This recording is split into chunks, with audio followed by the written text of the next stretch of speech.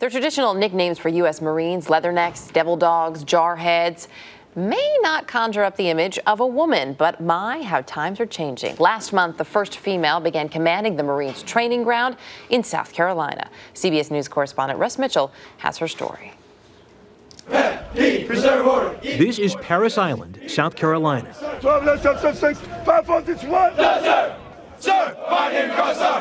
As the sign makes clear on the way in, here is where they make Marines.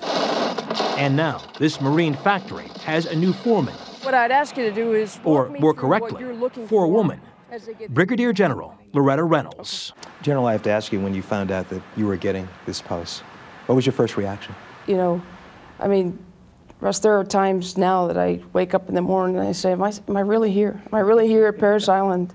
General Reynolds took command of Parris Island on June 17th, and she's already made history as the first woman to lead the Marine recruiting depot here. It's a distinction she acknowledges, but won't dwell on. Am I a trailblazer here at the depot? Yes, I happen to be the first female. It'll be one for the history books, and then we're all going to move on. If other women who come along behind me benefit from the things that I've done, I think that's great. But I never really considered myself a pioneer. She may not think of herself as a pioneer, but she is forging new ground. How much interaction do we have? In fact, Reynolds is one of only 2 female generals now active in the Marine Corps. Is this the most challenging one? At 6 feet tall, she cuts an impressive and potentially imposing figure. But it's her stature as a leader that has earned her respect.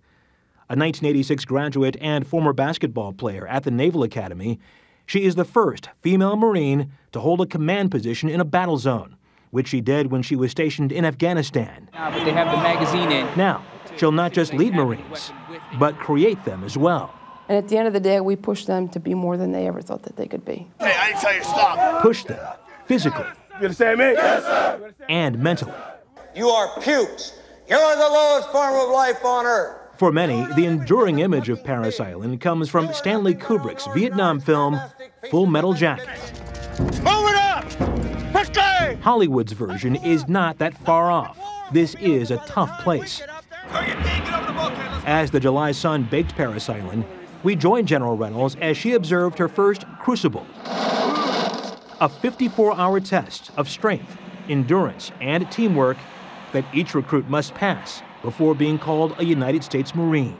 Give me an idea of how tough it is to become a Marine. It's the hardest we can make it, and we have to make it hard because our nation expects the United States Marine Corps to be its 911 force, to always be ready, to always do the right thing.